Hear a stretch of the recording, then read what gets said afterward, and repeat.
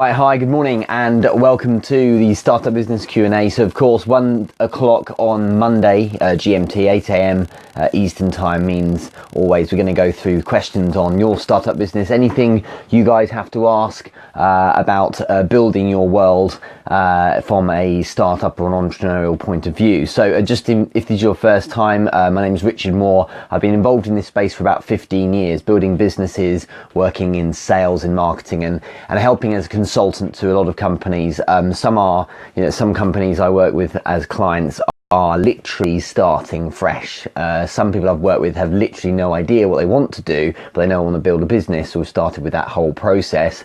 And of course, then there are companies who are, I think the largest one is 9-figure turnover, absolutely huge. So there's plenty of different worlds I've been in across the years. And this week is the birthday week for me, so thank you very much for all these well wishes. My birthday's not till the 8th, till Saturday, but I've had pretty much, I think there's about 10 or 12 people already in the last 24 hours who've been wishing me well, so thank you so much. As a result of it being my birthday week, I wanted to share some love, and so the 8-step startup course this week is going to be heavily discounted, so it's $37.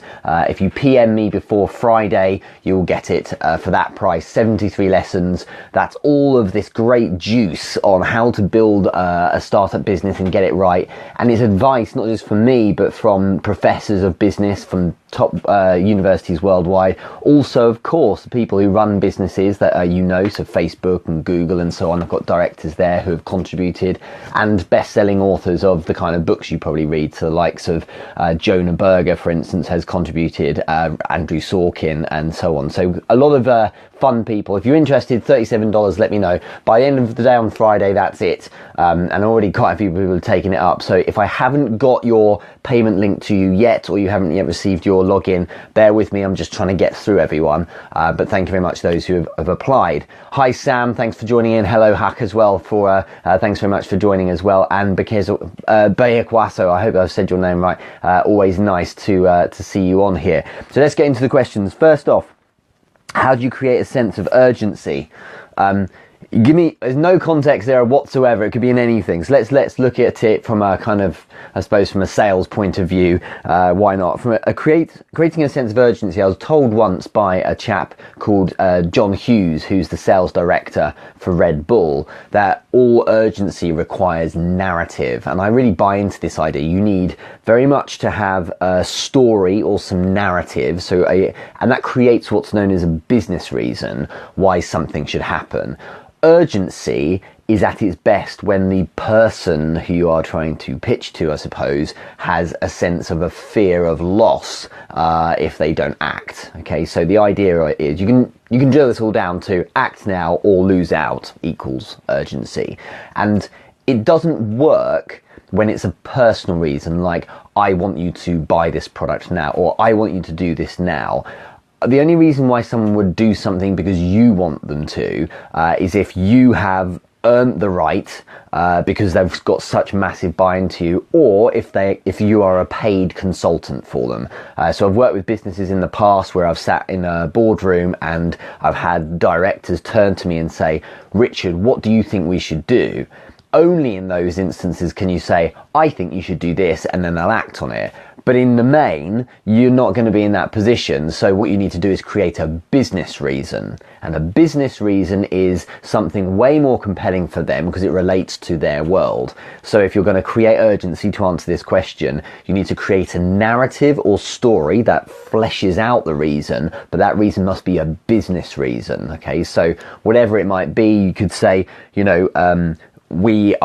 if I'm making a magazine, we are going to print at the end of next week, therefore I need to have all of the advertisers in by the end of this afternoon. As a result, I'm going to need to make sure we have a decision on it from you, because or get your content in, or whatever it might be, because those deadlines are in place. Okay, if it was, I'd like you to get your information in front of me just because, well, then it's not going to be as compelling. So a narrative around a business reason is the way to do it. Okay, Anastasia, nice to have you join us as well. Also Harry Barnes, thanks so much for joining in there too. Next question. I'm being antisocial to get things done. Okay, are you being antisocial when you have to get things done? Yeah, on occasion I will be, and the thing I've learned more and more, I'm 36 this year, this week, so my birthday on Saturday will make me, as someone nicely said to me last week, they said, you're going to be closer to 50 than you are to 20, Richard. So it made me feel really young and fresh. But yeah, I'll be 36, and it doesn't mean that I'm an old sage, but it does mean I've got a little bit of experience of life. And what I have found is that whilst sometimes you need to drop things and focus fully on getting something right, you know, sometimes you need to blinker yourself and just do what's in front of you. In the main, whilst being antisocial is effective, it then means, of course, that your balance is slightly askew. And being extreme with things, in the sense of, you know, I'm only going to work 24/7. It's all very well, but you need to make sure you're going to enjoy that. And if you're going to enjoy that, then that's great. But one other way of enjoying yourself and being often more effective is, as long as it's scheduled and built in and a reasonable amount of time spent on it, is also socializing as well.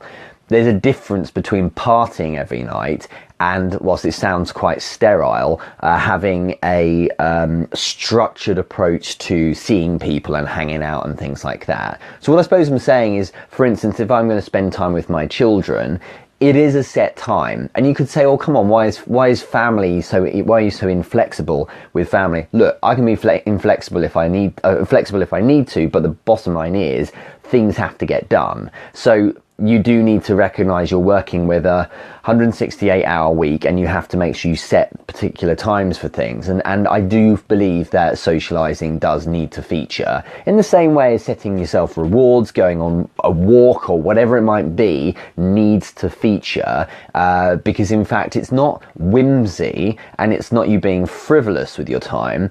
It's actually it's built into your work day, in fact, because it's a great way of making sure you retain productivity levels, and that's because you're, you know, taking downtime to refresh yourself as well. Other things you can do is have a nap and so on and so forth. So being antisocial in order to be productive is inherent in being productive, because you shouldn't be socializing in those moments. But to be overall productive, in fact, there is an element of being social that is necessary, because that keeps you feeling good. And if you do experiments with it, and I urge you to try this, try going 2 or 3 or 4 weeks just working and not seeing anyone. Then try and do the same and, you know, punctuate those 2 or 3 or 4 weeks with, again, not heavy partying, but doing things where you interact with people, close friends and family and things like that. And you'll notice that productivity is probably better. Certainly perspective can improve as well. And I have someone I work with, a fantastic guy. I've worked with him probably a year now on his startup. And recently he took 3 days out and literally said, I'm just going to stop now. Because the guy, I think very few... Greg, you know who you are. Very few people who really work do it to the degree this guy does. He has a day job, gets home, then works through the night and things like that. He's a madman for work. But he's taken 3 days off and literally stopped everything. And what happened was, his mind was able just to kind of zoom out a bit and have a look at things, and you'll find that your perspective will shift slightly. You can look at things in different ways. Firstly, he came back feeling so fresh, but secondly, he could see the wood for the trees, as the saying goes. He suddenly was saying to me, look, I now have a sense, I know what I need to do. If you're down in the trenches, so if you kind of make an analogy, if you're down in the trenches all the time, you sometimes can't see the whole battle. And so taking moments out and socializing can help you do that, because it's a form of rationalizing things in your mind. It's a very effective way of kind of taking that step back. But in the main, especially as a startup business, because that's the context of this live chat, there is a lot of value in sometimes just doing, okay? And as long as you're structured, there's no reason why there shouldn't be, socializing built into your day, for instance. So hopefully that answers the question. Third question, Ty Lopez talks about being impatiently patient, where you're quick to start, but patience remains as some things take time. What's your take on this? I think he's absolutely right. And he's not the only one who's got this idea. I think it's a very effective approach. Basically, if you sense a moment or an opportunity when something can really move for you, you need to take the initiative and act. I'm a big fan of acting and actually doing, as opposed to pondering, playing out too much, and so on and so forth. You can certainly play things out and see how it will work and postulate whilst you're doing, but there's an important thing, which is acting. I am tremendously impatient, in the sense that I want to be 5 years from where I am right now, but in the kind of, I'm simultaneously tremendously patient because and the tolerance I have for the pace that things take is born out of the fact that I know that things will take time. Some things just do. I've built enough businesses and helped people build businesses to know that not everything will happen overnight. So the key in this point, to answer the question, the key in being impatiently patient is, get pissed with yourself if it's not moving fast enough, and always ask yourself, literally every day, if not more regularly, what can be done right now to really make the change. But at the same time, in recognizing it will take time, the best way to accept that, and as I say, to tolerate the fact things take time, is to be doing something in the first place that's really stimulating. If you've got a crap old business idea, or you've jumped on the hype train because you've seen other people making money and you're going to just say, you know what, I'm going to not enjoy it, but I'm just going to try and make money, it's not going to work for you in the long run. Because what you need is to be able to say, in short, I recognize this will take time, but in getting there, I'm going to have a great journey, okay? And it's something I tell myself regularly. It's a case of, I have a number of larger, long-term goals I have in mind, but every step, the climb, as Gary Vaynerchuk calls it, the journey, is why you do it. And in fact, if you recognize that and enjoy the taste you get of your journey every single minute of every single day, then you can be fine. You can have peace with the fact that you have to be tolerant of the pace of things and how slow things can be. But in the same at the same turn, you also have the passion behind what you're doing to be impatient and to push it. It's a wonderful dichotomy, basically enjoying your journey, knowing that you'll get there in the end, throwing yourself at it because you're passionate about it, and in doing so, enjoying every step of the way as well. Even if that step is, it was a couple of nights ago, it was like 3 a.m, and I was thinking my whole family was in bed 5 hours ago, but I wouldn't be anywhere else right now. I was really enjoying building some more content, working on some craft, knowing I had to get up in a few hours because I had a tournament to go out to on the weekend, and all of that was fine because it was something I was deeply into, okay? And sometimes you'll never get to this end goal or destination you're keen on, and sometimes you'll never get there, but having the impatience and the kind of the thrust and the kind of sense of, if I can just get momentum, I can make it there sooner, is a great thing. It's called being ambitious, but it becomes very stale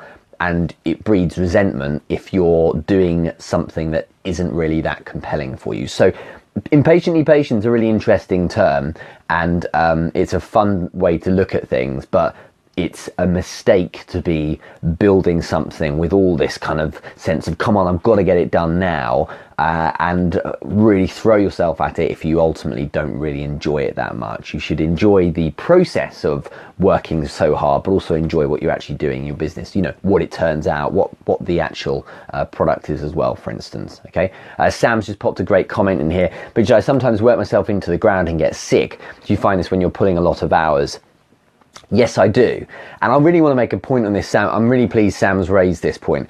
You get let me put it this way, that it's very fashionable, as is a term I've used a lot recently, it's very fashionable to say, work 24/7, I always work crazy hours. Well, if you work crazy hours, all the time, I'm being a bit literal, but if you do it all the time, it suggests your business acumen is perhaps a little misplaced, or in fact that you don't have as much as you might. It suggests your ability to organize is a little misplaced. It suggests maybe you need an assistant, or maybe you need to take some time to focus on what you're actually doing to give yourself a bit of a more effective day.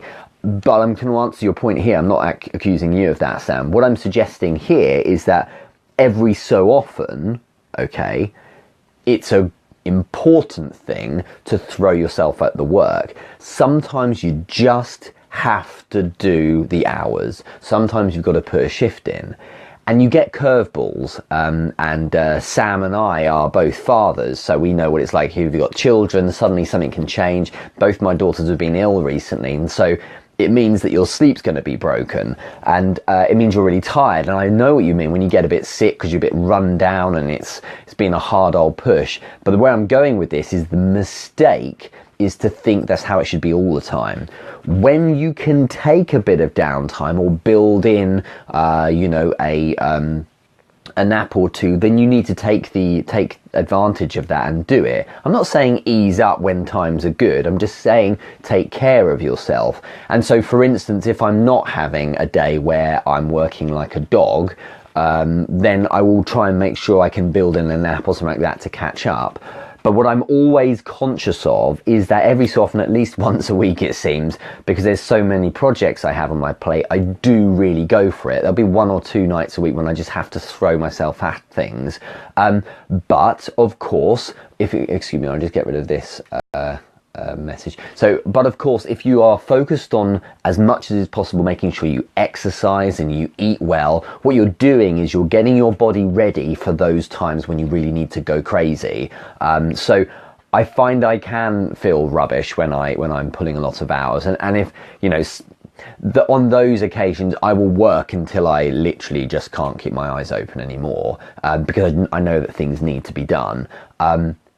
But perversely, you can look at what you're doing, and this sounds all very touchy-feely, and Sam, hopefully you understand this, and anyone else who really pushes themselves at times, you can look at what you're doing and say, isn't this amazing that rather than that I've got to do this is from Eric Thompson, the hip-hop preacher, his view, rather than that I've got to do this, that I get to do this. And this only works if it's something you like doing, right? So if your view is, it's 4 a.m, I've not stopped for, it feels like 48 hours, I'm absolutely overloaded with stuff. If it's your own work and it's something that's going to impact you, if you say to yourself, I get to do this, and you view what you're doing as a wonderful demonstration of all the capabilities that you have, that the fact is you have all of this ability to go the extra mile. You have the you have the brain power to be able to think in all of these different ways. You have the strength of character to push yourself through, and you're willing to really go to the bleeding edge of what it feels like to make yourself feel sick for something better. That's a tremendous privilege that you actually have.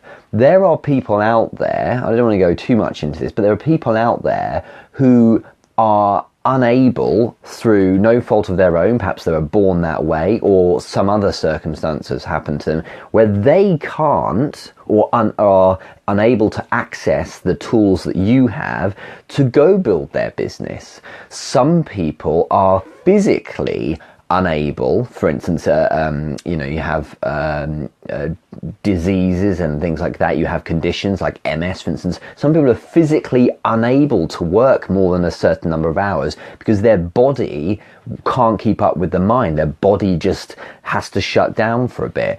And with that in mind, it says that if you are one of the lucky ones, that you are capable in body and in mind, and you can work yourself to the bone, you should be skipping around laughing and feeling pleased that you get to do it.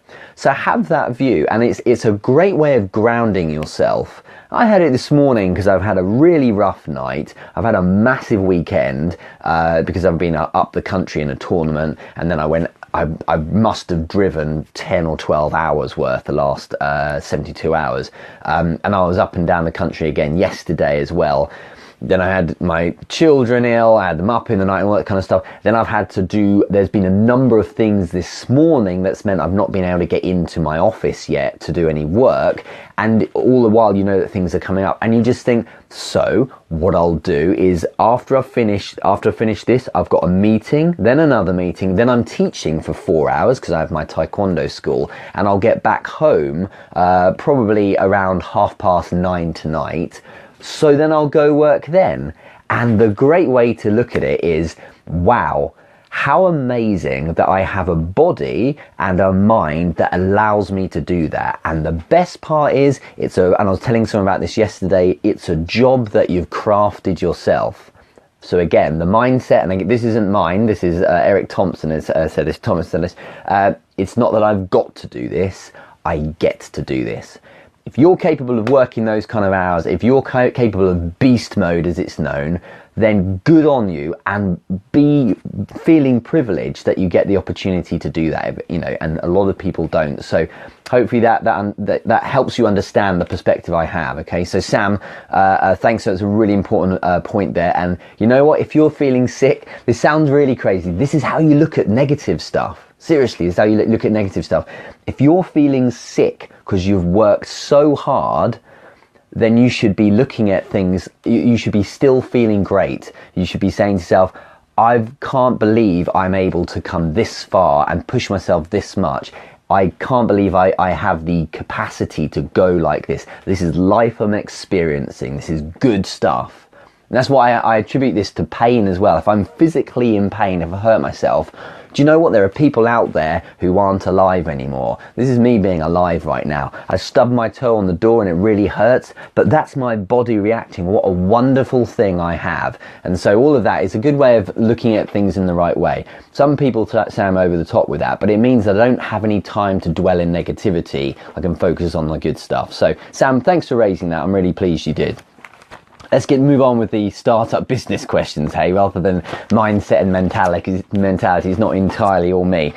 Although, having said that, there is the funny story, of course, about the 8-step startup program that used to be 7-step startup, is that the 8th step is on motivation. So there are 73 lessons, each of the different strands are on building a business. And I had to add the 8th one because about a year ago, so many people kept saying, do you know what? There's so much motivation. And I don't try and be a life coachy kind of person. That's not my deal. But you tend to find that if people like it that much, and I did a poll and everyone was saying, yeah, add a motivational strand. So that's in the 8-step startup. So like I say, and this is a shameless pitch, by the way, the 73 lessons include motivational lessons as well, stuff I've learned from professors, business owners and best-selling authors, as well as my 15 years. This week, because it's my birthday on Saturday, I'm offering it for $37. That's about 50 cents a lesson. Most of the lessons are like 40 minutes long, okay? So if you're interested, PM me, and apologies in advance, I'm trying to get round everyone, but it's taking me a bit of time. There you go. I've done lots of jabs, right? There's my right hook, as Gary Vaynerchuk would say. Thanks so much, Sam. I'll see you soon. Next question. So, do you have a content schedule, or do you fly by the seat of your pants? I do both, actually. I have a content schedule because it's insane to not when you have so many different projects that require content, and across the day and on certain times I will have certain types of content that goes out. But if you stick rigidly to that in those moments when you have a really good idea or something, you want to just get it out there because it's in your DNA, or rather it's kind of coursing through your veins at that moment. I really want to make this point, so I just go do that as well. I can't help myself. Often I throw content on top of scheduled content, and yeah, hopefully that answers your question. So I do have a content schedule. I think it's wise to get hold of buffer or something like that, and set things up, because as I mentioned a little earlier, you often will have the odd curveball come your way, which means if content is important to you and your audience, and it should be, then maybe you have to get, you have to be away from the desk or from your business for 4 or 5 hours. And if it's important to keep content momentum up, well, then you need to schedule some things. But like I say, if something pops into your head and you really need to share it, then do so. And there's no harm. You can't ever have too much content, as far as I'm aware. Next question, how much time do you spend reading emails? I have a time island, which is this concept I've had. This is in the 8 Steps to Start, of course, actually.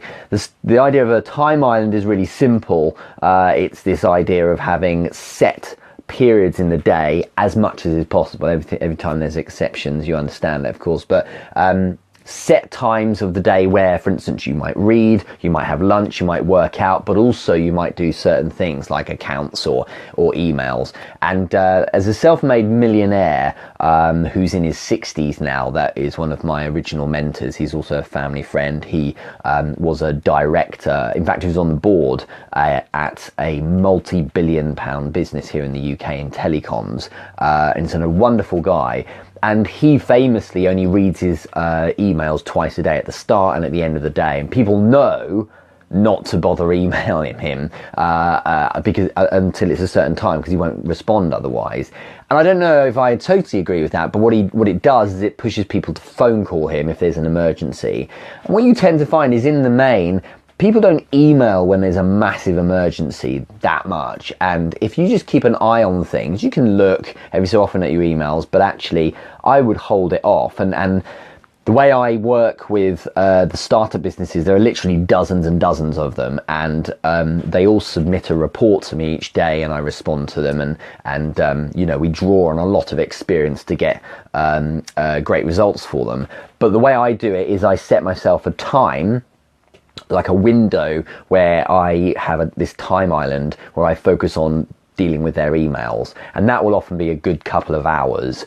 So to answer the question, is at least a couple of hours, but it's because there's a commitment every day I have to the people that I am a business consultant with, that I will always answer every single email they ever send me within 24 hours. And I don't think I've ever missed that, and this has been years now that I've been doing it. And so regardless of what I'm doing, I make the time to read it. I literally read every word, and I always answer every question. And the nice thing is, the people who ask me questions every single day, they tend to ask just 1 or 2 or 3 or 4, sometimes that happens. But the record, a guy called Josh, much earlier this year, asked me 63 questions in one report that day. And I remember looking at it, and it was like 4 pages of A4 when I printed it off, and I had to record him a video with all his answers. So it took me a little longer that day, but typically it's a couple of hours. But I do find that your productivity drops off the charts if you're constantly checking emails. Oh, I got an email, I'll deal with that now.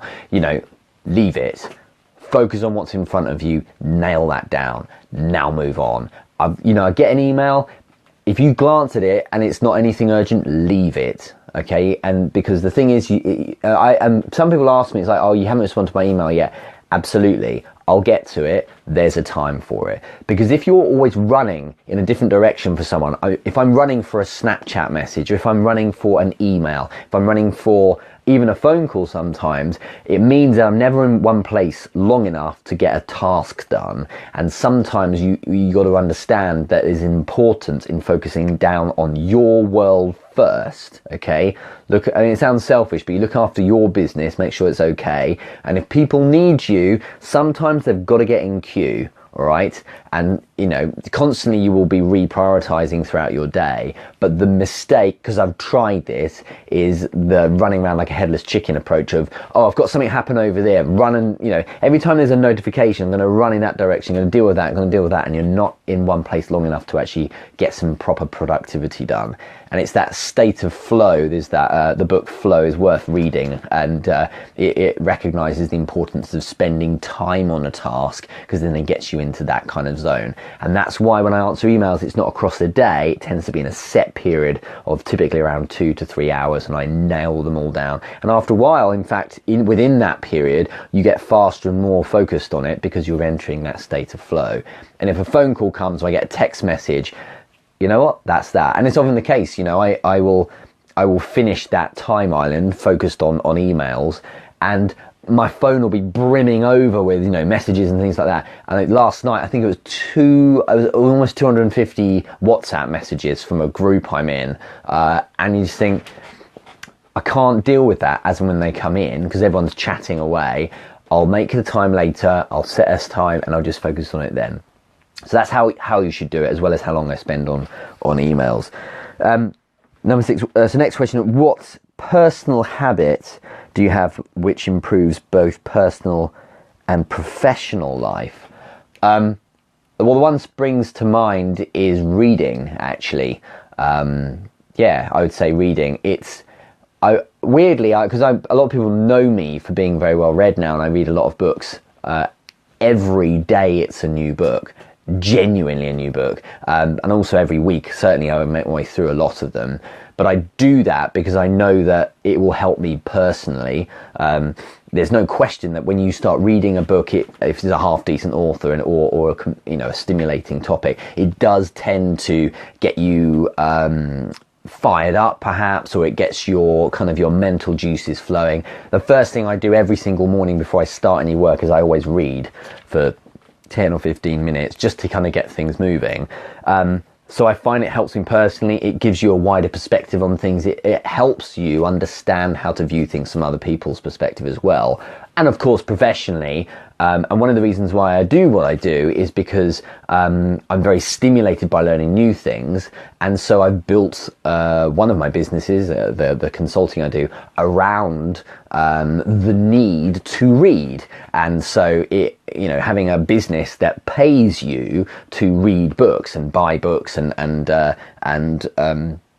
knowing the great personal development that gives you, but also the professional help as well, it's a wonderful thing. There's, as far as I see, there's literally no downside to that particular thing I do. So I'm not alone, of course, but I've made a point with a number of things of saying, right, how can I build a business around this? I really enjoyed teaching martial arts and doing taekwondo, and that shows in the tournament I did at the weekend. And so rather than just practicing it, I now run 2 taekwondo schools, and it means that I can have a professional world where I am employing myself to actually run this business that helps people to learn martial arts, and as the weekend show, win lots of medals. Thank you for everyone who gave me the support. And at the same time, I get to do the personal side as well. So it's something to think about, is look at all the different things you like doing and build a world around that. And a chap who might be on here, William, who he's a big guy in video games. He really enjoys his video games. He runs his own tournaments. Video game tournaments is a perfect example of doing things in your personal life and professional life that are the same. So that's a great way of living your life, as far as I understand. Let's do a couple more questions. So I've heard the phrase, you need to toughen up in business.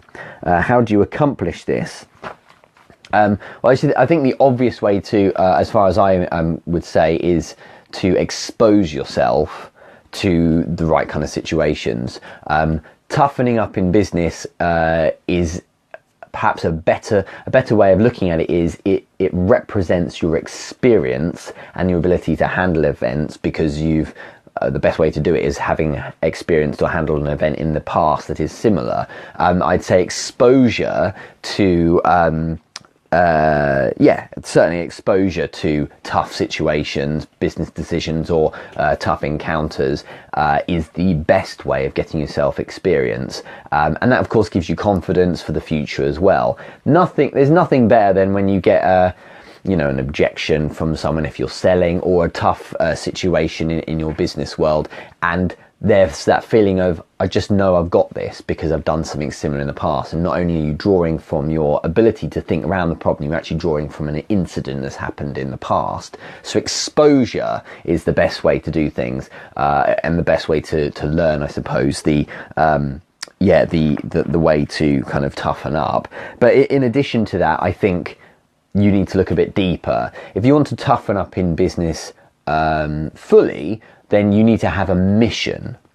And the mission, so the kind of the thing you're trying to achieve, the wider goal, the end point, if you like, that has to be something that you are fully convinced on and bought into.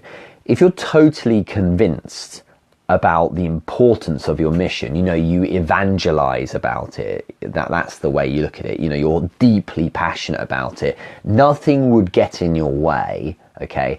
It means then when something comes and contests it, the tendency is for that negative thing perhaps to bounce off you that much better. Okay, the tendency is for you to stand your ground and not be such a pushover or to be soft, because if something is contesting the mission that you've deeply convinced yourself is the right thing to be doing, the trajectory of your business, the goal it has, the values it keeps, then you'll find that you end up sticking by your guns and toughening up and fighting your corner that much more, simply because you just believe in it, and with that in mind you do find that you come across as tougher.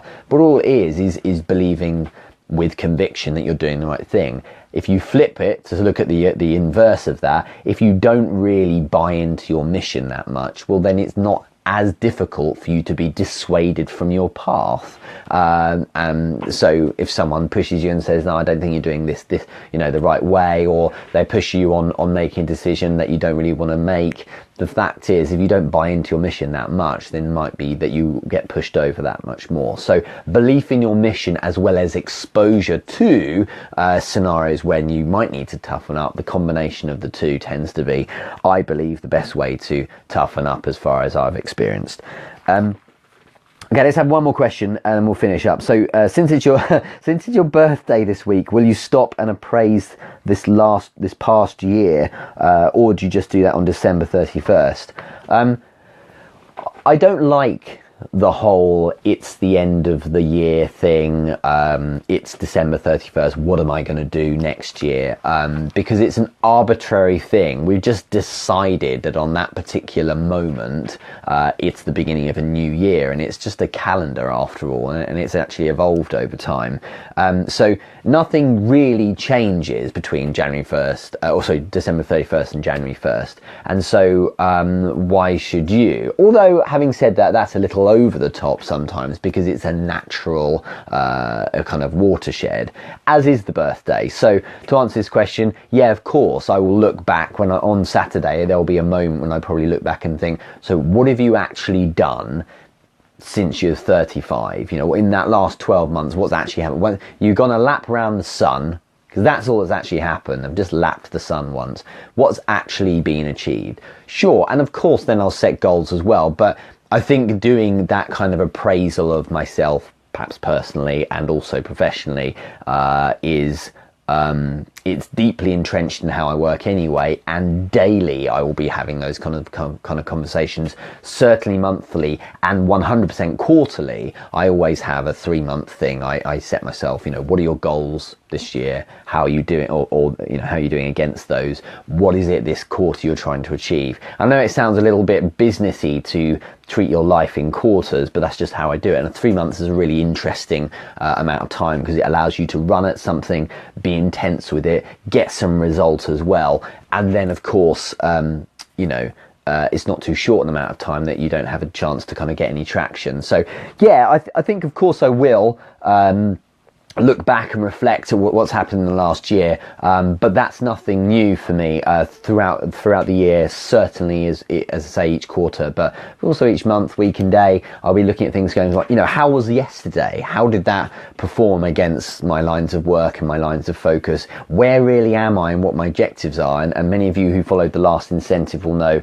my half year of my H2 objective is that I want to work with a lot more startup businesses, because in the 2017 I'm looking for 5 that I can actually invest in, so 5 more businesses. I invest in quite a few, and working, again, this is about integrating things. I work with startup businesses because it's a great way to get to know the business owner and potentially then invest in them in the future. So in 2017 I'm looking for another 5 I can start with, and that's why that was one of my goals, is to spend some more time time with businesses as the year wears on to see which might be positioned for that. So hopefully that answers the question. You should be appraising yourself all the time, and it's a nice thing to do is on your birthday to say, well, how has it gone? And of course, set yourself goals for the year ahead. And it may be a good approach, by the way, with doing this is to say, where do I want to be in 3 years? What needs to happen in the next 3 years to achieve that? And then can I condense it? That's the impatience coming through. Can I bring that 3 years down to 2 or even 1 or even 6 months? If you can visualize what 3 years from now would look like, well then why don't you try and just emulate that now? Do the things that it looks like you'd need to be doing to get there. Sure, some things take time, and some things, perhaps you're building your audience to whatever it will be in 3 years time, will take a lot of time, but still you can ask yourself, well, how could I move faster? And that's a nice way of getting yourself there a little sooner. And then of course in a year's time, if you are where you'd hope to be in 3 years time, then you can bring even better, more exciting goals forward as well. So hopefully that was helpful. Thank you so much for all those questions. There's been quite a few actually, but I'm going to draw a line there because there's a lot of meetings I need to prepare for. Not that this isn't important to me. Back on Thursday for at 1 p.m. for the sales Q&A, so do join me then. Like I say, if you're interested in the 8-step startup course, 8 different themes on building your business, everything from, as I mentioned earlier, motivation to finance and accounts and cash flow, branding, selecting a product, selling, which I've done for many years, of course, all of these different things, great amounts of advice, 73 lessons in total. This week, if you PM me before Friday, you can get it for $37. That's about 50 cents each session, and each one is, of those 73 sessions, is about 40 minutes long on average. So there's, you know, plenty of content to keep you going. And yeah, get in touch with me if you're interested in that. Like I say, do bear with me. I'm just, because this is a slightly different price, I'm working through all of the links with everyone, but I'm trying to get around everyone as fast as I can. So thank you. There's been a lot of takers in the last 24 hours. So if you're interested in it, try it out. If you hate it, by the way, there's a 90-day money-back guarantee. So literally zero risk. For $37, it's probably worth a check out, right? But if you like it, then of course you get lifetime access for that price. There's no further investment required. Have a great day. Have a massive Monday. Let's have a really good week. And thanks so much for all the support. The birthday wishes are really kind. Thanks also for all those really wonderful comments over the weekend. The tournament was excellent. I took 5 students, 2 of which, in fact, were having their first ever tournament. And we came back with 6 medals. We got a gold and 5 silvers. And so I tallied them up in the last 3 tournaments. Each time I've taken students to a tournament, I've averaged 6 students I've taken, and we've got 19 medals now. So I'm really impressed. Well done, all of them. And your comments are really kind. You see, it's a very different. It feels like a very different world running martial arts clubs, but actually it's not. Just, you know, it's the same. It's still mentoring and helping people. It's just in a slightly different realm, I suppose. Have a great Monday. Go get it, whatever you're doing, and I'll catch up with you really soon. Take care.